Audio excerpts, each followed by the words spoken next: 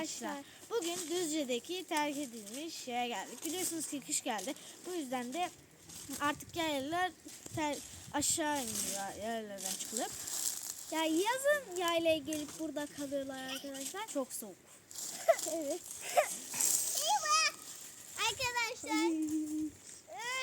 Arkadaşlar demin uçak geçti. Uçağı o kadar net duyduk ki o kadar gökyüzüne yakınız. O zaman görüşürüz. Görüşürüz arkadaşlar.